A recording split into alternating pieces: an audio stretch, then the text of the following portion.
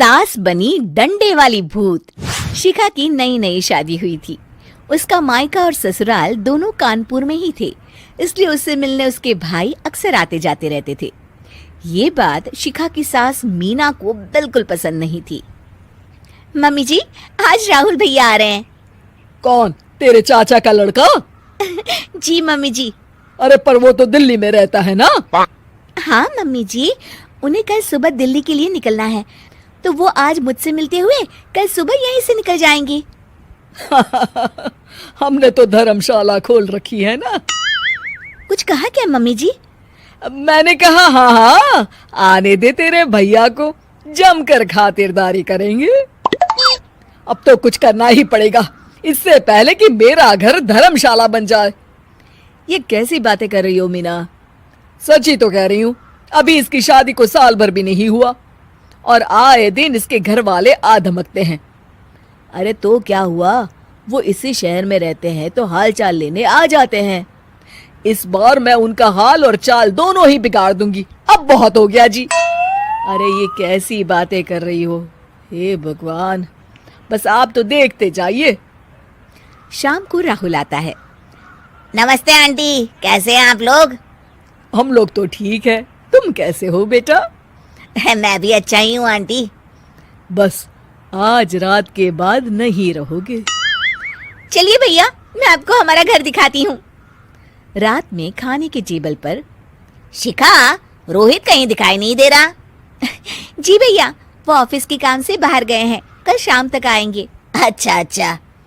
बेटा, क्या तुम भूत प्रेत में मानते हो? नहीं नहीं आंटी जी, पर अचानक आपको ये ख्याल कहाँ से आ गया? पता नहीं क्यों, कभी कभी मुझे लगता है जैसे रात के समय बैठक में कोई घूमता रहता है। ये आप क्या कह रही हैं मम्मी जी? हाँ, तुम लोग घबरा ना जाओ, इसलिए मैंने आज तक इस बारे में कुछ नहीं कहा। ये आपका वहम होगा आंटी जी, ऐसा कुछ नहीं होता। हो सकता है। चलो अब मेरा सोने का टाइम हो गया है तो चलती हूँ मैं। शिखा बेटा, राहुल के सोने की व्यवस्था वहीं दीवान पर कर देना। जी पापा जी। अब चलिए भी। अच्छा, तो बैठक में सोने वाले हैं साहबजादे। क्या बड़बड़ा रही हो? कुछ नहीं, आप सो जाइए। मीना और महेश के सोने के बाद शिखा और राहुल आपस में बात कर रहे होते हैं, तभी डोरबेल बजती है। अरे आप!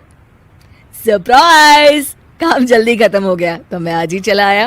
ये तो बहुत अच्छा किया। देखिए राहुल भैया भी आए हुए हैं, आप दोनों का मिलना भी हो जाएगा। कैसे हो रोहित? मैं तो ठीक हूँ भैया। शिखा, मैं भी आज यहीं सो जाता हूँ, राहुल भैया से बातचीत भी हो जाएगी। अच्छा अच्छा, ठीक है। मीना आधी रात को उठती है, कंबल मुंह से पैर तक ओढ़ के डंडा लेके बैठक में आती है और देखती है दीवान पर चादर ओढ़े कोई लेटा हुआ है।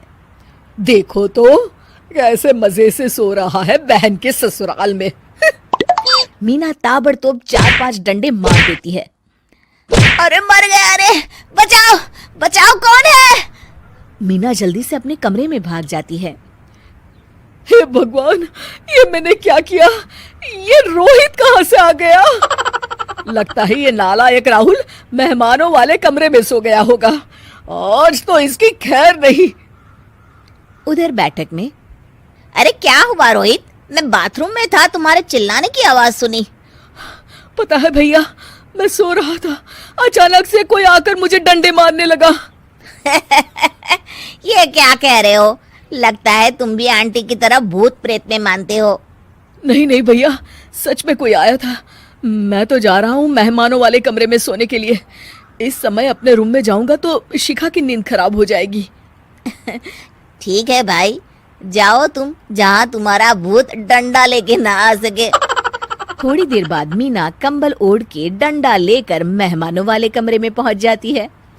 वो बिस्तर पर सोए रोहित को फिर डंडों से मारने लगती है। अरे मर गया, अरे मर गया। तू भूत प्रेत में नहीं मानता ना? ये ले, अब डंडे खा। हैं? ये तो माँ की आवाज है। रोहित कंबल खींच देता है। बेटा तू! अरे ये क्या कर रही हो माँ? मार मार के मेरा भरता बना दिया आपने। हाय, माफ कर दे मेरे लाल, मैंने तो तुझे ही मार मार के लाल कर दिया। मैं तो उस राहुल के बच्चे को सबक सिखाना चाहती थी। राहुल भैया को? हाँ बेटा, मुझे लगा अगर उसे डंडे मारूंगी तो शिखा के मायके वाले यहाँ आना छोड़ देंगे। हे भगवान, माँ, ये घर शिखा का भी है, उसके घर वाले जब चाहे आ सकते हैं। हाँ बेटा, आज मुझे भगवान का इशारा समझ में आ गया। मैं कितना गलत करने चली थी और अपने ही बेटे को चोट पहुंचा दी। अब चुपचाप जाके सो जाओ माँ, और किसी को कुछ बताने की जरूरत भी नहीं है। शिक्षा दूसरों का बुरा चाहने वालों के साथ भी बुरा ही होता है।